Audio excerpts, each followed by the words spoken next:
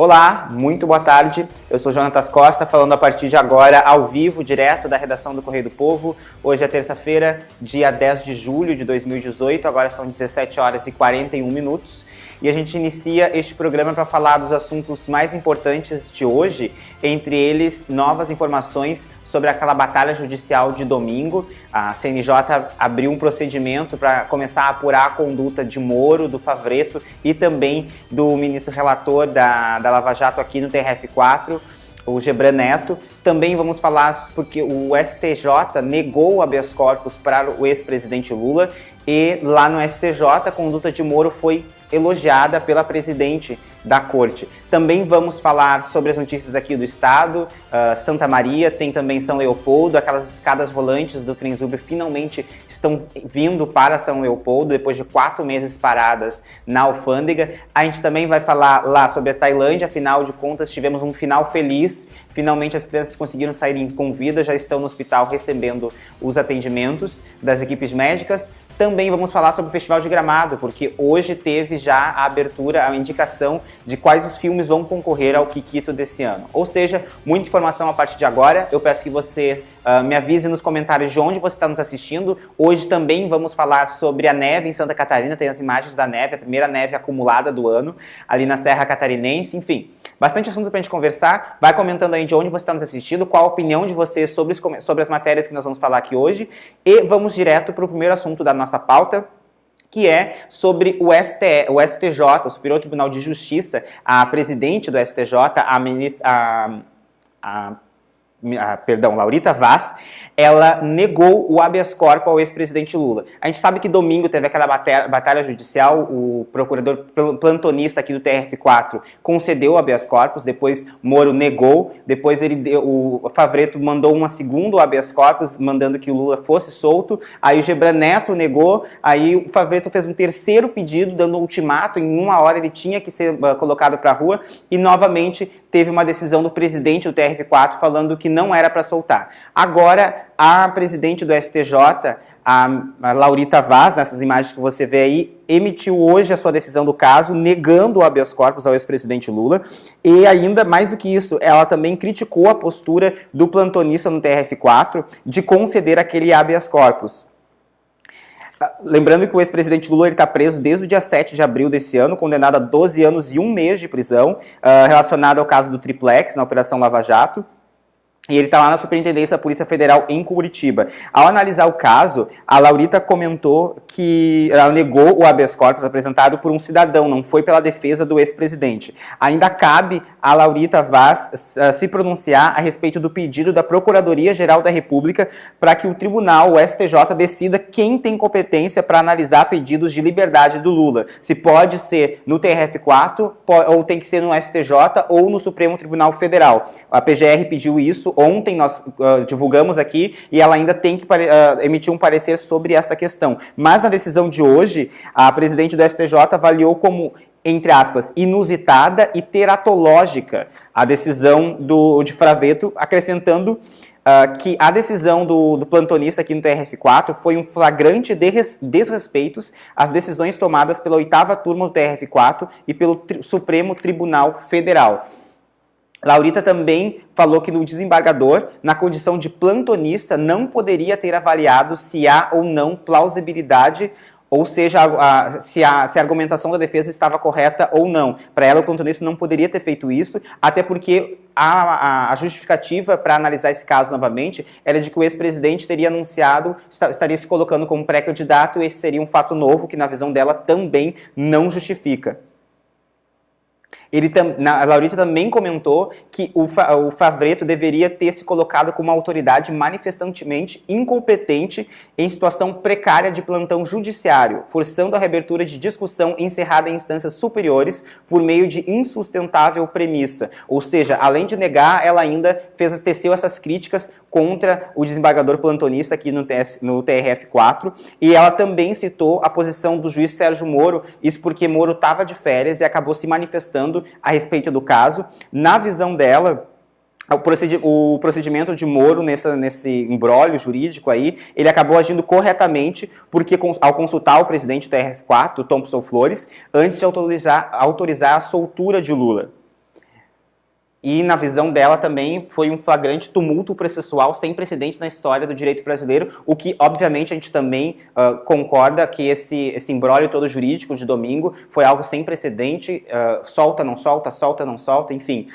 Mas tem novidade também a respeito da conduta dos juízes. Isso porque também, agora há pouco, o CNJ confirmou, o corregedor do CNJ, o ministro João Otávio de Noronha, confirmou a abertura de procedimento para apurar a conduta dos juízes envolvidos no caso. Entre eles, o Sérgio Moro, porque estaria de férias quando se manifestou no caso. A conduta do Rogério Favretto, o plantonista lá do TRF4, que concedeu o habeas corpus, e também a conduta do relator da Lava Jato no TRF4, o João Pedro Gebran Neto.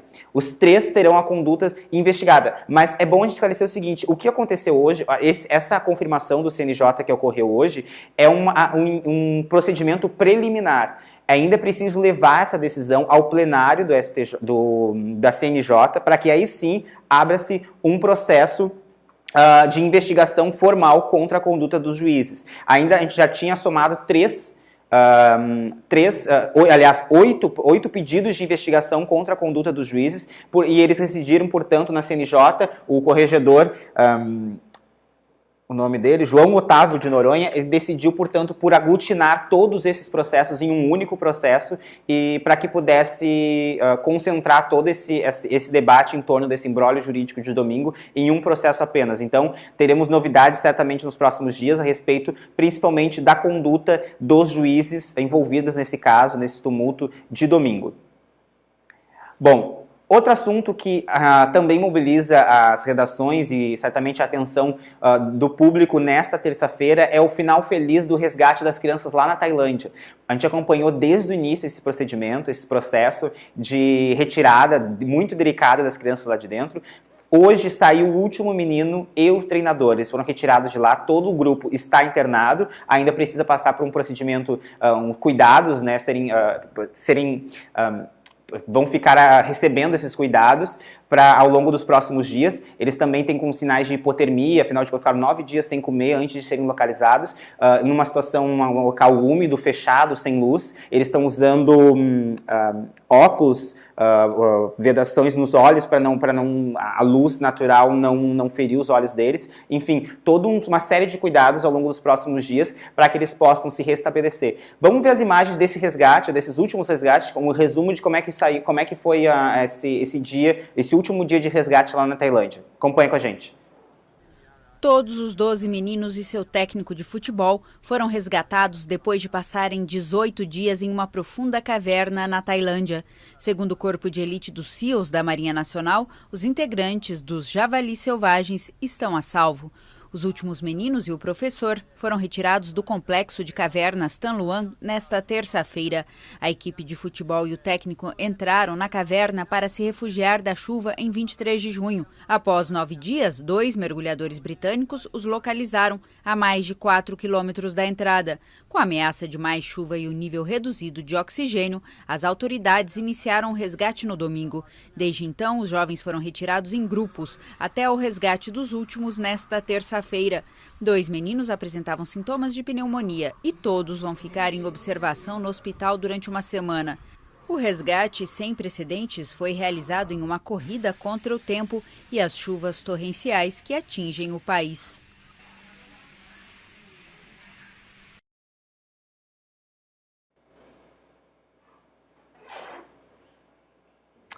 Bom, ótimo a gente ver essas imagens, ver que as crianças conseguiram ser retiradas com saúde lá de dentro, bem, e agora é vida que segue, a gente continua acompanhando este caso de perto, tem mais informações no site do Correio do Povo, também tem mais fotos desse resgate.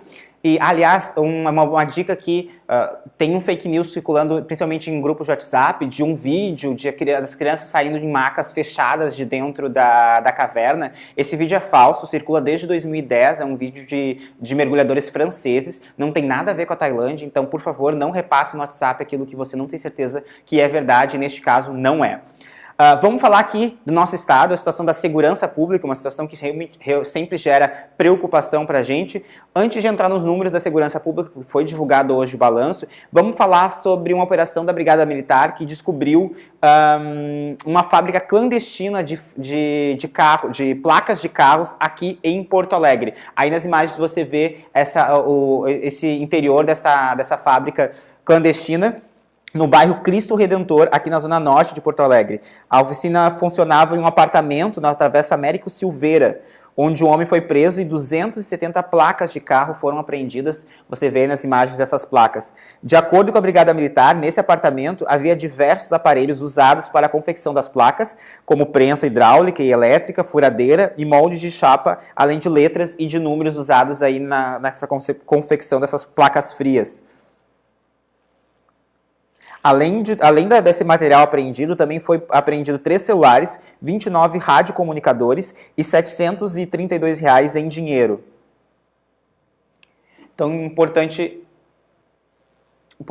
a operação da BM e conseguiu deflagrar essa fábrica clandestina ali no Cristo Redentor.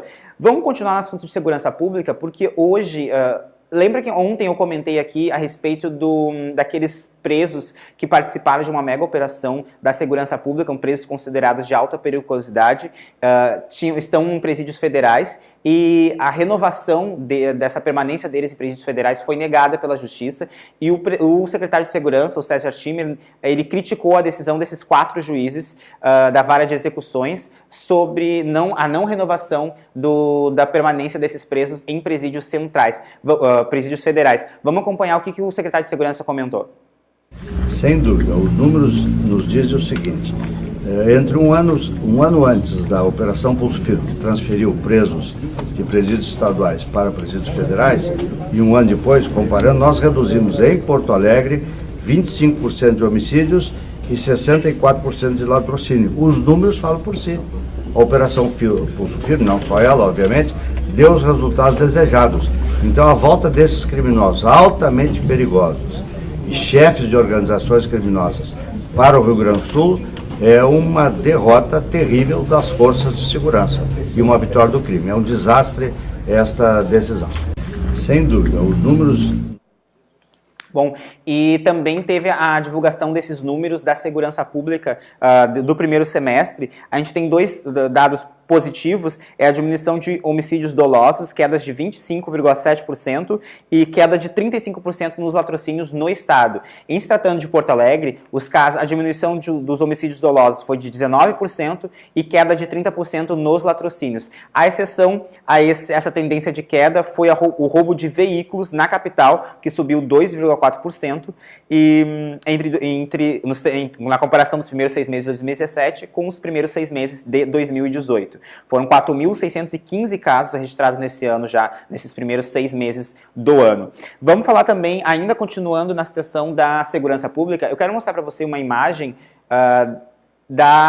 desse totem que foi instalado em frente ao prédio da segurança pública. É um totem de segurança, ele tem giroflex azul, ele serve, um projeto ainda em teste pela Secretaria de Segurança, faz parte daquele projeto maior de um sistema de cercamento eletrônico e nas cidades, em algumas zonas consideradas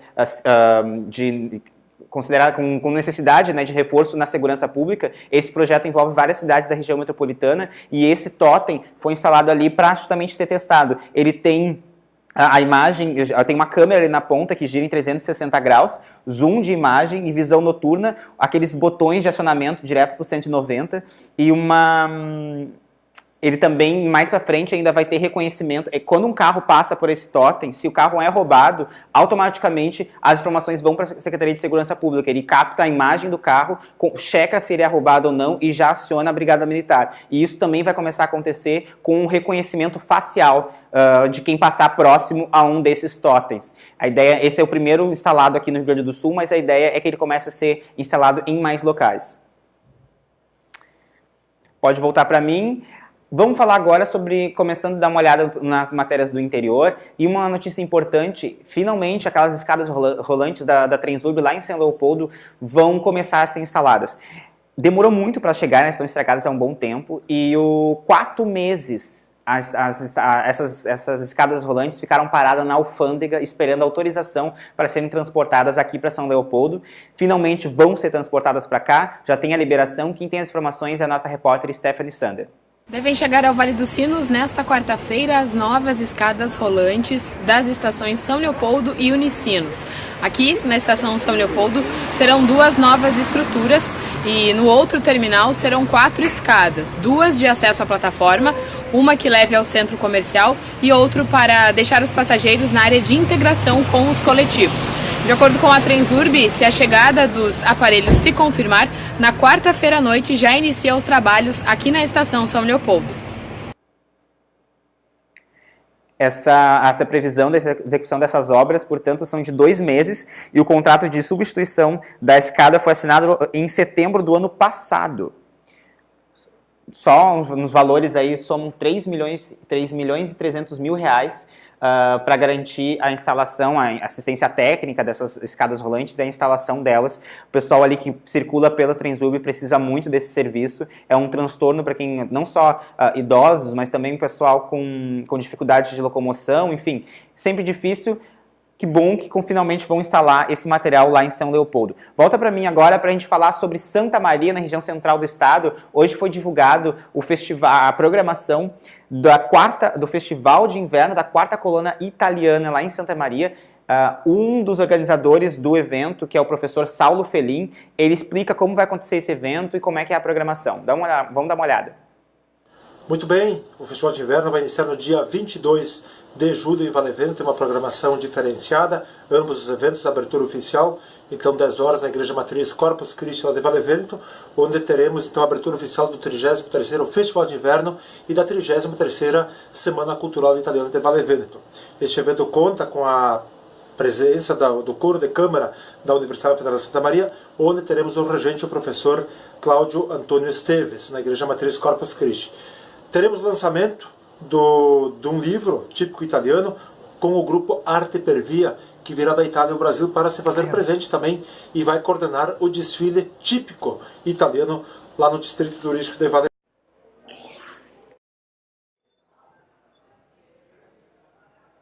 Bom, de Santa Maria nós vamos lá para Santa Catarina porque tá frio, muito frio, a gente sabe disso, só que lá em Santa Catarina, na Serra Catarinense, teve a primeira neve acumulada do ano. Vamos dar uma olhada nessas imagens, tudo branco lá em Urupema e em São Joaquim, onde a chuva, aliás, a neve caiu com bastante intensidade nesse início dessa terça-feira.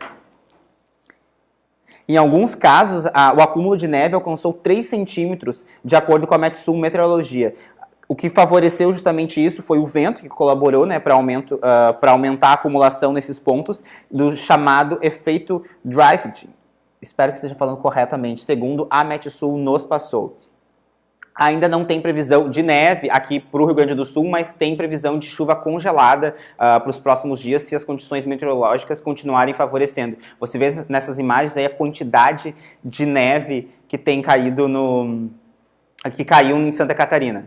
Mas ainda não deu para fazer os tradicionais bonequinhos de neve, né? Aqueles bonequinhos de neve, quando começa a cair essas neves, a gente começa a ver depois um monte de foto em rede social dos bonequinhos, um mais esquisito com o outro, confesso. Bom, vamos voltar aqui para o estúdio, porque está do meu lado a Adriana Androvandi, repórter do Arte Agenda aqui do Correio do Povo, porque hoje tivemos o anúncio dos filmes que vão participar do Festival de Gramado. A Adri acompanhou, tem aí nas imagens como foi esse anúncio que aconteceu aqui em Porto Alegre, ali no Capitólio, né, Adri? Sim, foi um evento importante porque o festival ele só acontece em agosto, de 17 a 25 de agosto. Mas hoje foram divulgados os filmes que vão concorrer ao Kikito. E de 365 filmes inscritos, apenas 48 foram selecionados. Então, no mercado do cinema e do audiovisual, ser selecionado para Gramado já é uma conquista. É uma conquista. E também as mostras são divididas entre filmes brasileiros e estrangeiros. Então, o Festival de Gramado tem essa característica de também mostrar um pouco a produção latino-americana, que outros festivais de cinema brasileiros não têm essa parte destinada para os latinos. E alguma surpresa na tua avaliação dessa indicação dos... O que já se pode antecipar, que a organização divulgou hoje, são 2 homenageados, que sempre no festival se homenageia pessoas que colaboraram muito com o cinema. Um é o brasileiro Carlos Saldanha, que é radicado nos Estados Unidos, e todo mundo deve conhecer ele, talvez não pelo rosto, mas porque ele já fez muitos filmes. Fez A Era do Gelo, o filme Rio, animações infantis que são muito simpáticas mesmo para os adultos. No ano passado ele ainda fez o Touro Ferdinando. Concorreu ao Oscar, Concorreu ao Oscar. Então ele é uma pessoa muito querida assim no meio, e ele vai ser homenageado com o troféu Eduardo Abelim, que é um troféu específico para diretores. Outra homenagem vai ser para o ator Neila Torraca, que vai ganhar o troféu Cidade de Gramado. Então estes já são 2 homenageados, e ainda terão mais 2 que eles vão anunciar em breve. Vou deixar um pouco de suspense. Tem mais anúncio para frente ainda. Que legal, essas são as imagens então da cerimônia que aconteceu ali aqui no Capitólio, em Porto Alegre, né? No Cine Capitólio, né? Sim, estava presente o prefeito de Gramado, o Fedoca, o nosso colega Marcos Santuário, que é um dos curadores. O presidente da Gramado Tour, e também o secretário de Estado da Cultura, que também ajuda através da LIC, né? Perfeito. Antes da gente encerrar, é óbvio que a cobertura desse, não só do evento de indicação dos concorrentes, a cobertura está completa no site do Correio do Povo e também na edição impressa de amanhã do Arte Agenda, mas também teremos uma cobertura especial do Festival de Gramado, que acontece de 17 a 25 de agosto. 17 a 25 de agosto. Teremos uma cobertura especial no site, no impresso, também aqui nas redes sociais. Mas antes de encerrar, eu quero dar uma olhada nos comentários de vocês. Eu vi que o pessoal estava acompanhando, comentou principalmente a nossa matéria que nós abrimos, o Direto da Redação de hoje, em relação àquele imbróglio jurídico envolvendo o CNJ agora e o STJ. A maioria das pessoas se manifestaram favoráveis a essa decisão do STJ. A Neuza Portela, o Ivo Rodrigues, a Elusa Hernandes, o Zé Fonseca. Maneira aí nos comentários, né, pessoal? Porque dá pra gente sempre manifestar nossa opinião, mas não precisa se exceder. Luísa, o Alex Kuhn, enfim, bastante gente comentando hoje, principalmente a respeito do caso do Lula, do ex-presidente Lula, um caso que é sempre polêmico, a gente continua acompanhando, é claro. Nós vamos encerrar por aqui hoje, voltamos amanhã, quarta-feira, com as principais notícias do dia. Hoje tem CP na Copa, a França conseguiu passar pela Bélgica e o pessoal do esporte vai acompanhar, analisar esse desenho da final que nós já temos. Eu fico por aqui, agradeço a participação da Adri, até amanhã, tchau, tchau.